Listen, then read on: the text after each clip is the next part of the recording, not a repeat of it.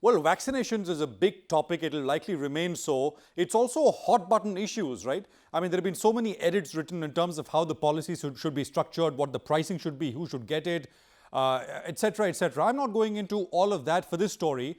I'm just focusing on the fact that private hospitals are also a key part of the vaccination process in the country now.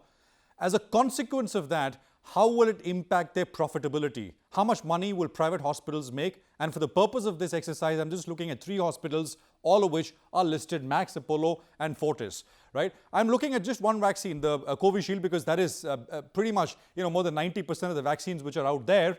This is the cost price: 600 plus 5% GST, 630 rupees from Serum Institute for everyone, for private hospitals, beg your pardon. Logistics and storage costs have assumed as another 100 rupees.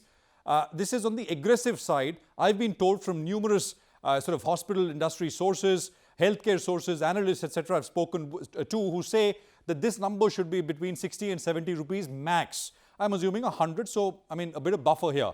Average price for the consumer works out to 900 for Max in Delhi, Bombay, 850 for Apollo and Fortis on an average. I mean, again, this is, I'm assuming, on the lower side. There are out-of-hospital vaccinations, etc. happening. We know the costs are higher. The cost for the hospital also increases a little bit because of that. Profit per jab is nothing but, the sale price minus the costs: 170 for Max, 120 for Apollo and 120 for Fortis as well. What is the jabs per day? I'll explain this number in some detail, but 50,000 per day for Max, 1.5 lakhs for Apollo, 20,000 for Fortis, and this is the quarterly profit. Nothing but the jabs per day multiplied by the profits per jab multiplied by 90, which is a quarter, 90 days, which is a quarter. So these are the quarterly profits, projected profits, which we are looking at: 76 crores for Max, 162 for Apollo and 22 crores for Fortis. Let's move on. I said I'll explain the sort of jabs per day number. For Max, the disclosed official number is about 1.43 lakhs till May 15th. Remember, private hospitals could start vaccinations from the 1st of May. Vaccines were in short supply, etc. So the number was low, but the management said they can ramp up to 50,000 doses per day going forward, which is what I have assumed.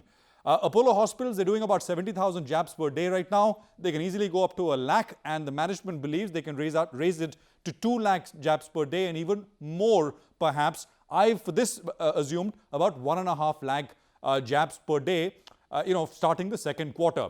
Let's move on to Fortis, which is saying that they can go up to about 20,000 doses per day, 20,000 jabs per day.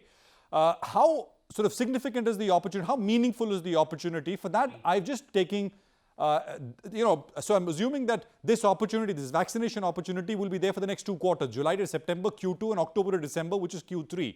2 quarters worth at the same run rate which I presented works out to this: 152 crores for Max, Apollo 324 crores and 44 crores for Fortis. As a percentage of FY20 operating profits, I'm not looking at FY21 because it was a COVID year and abnormal in that sense. This is FY20 is a more base, normal kind of year.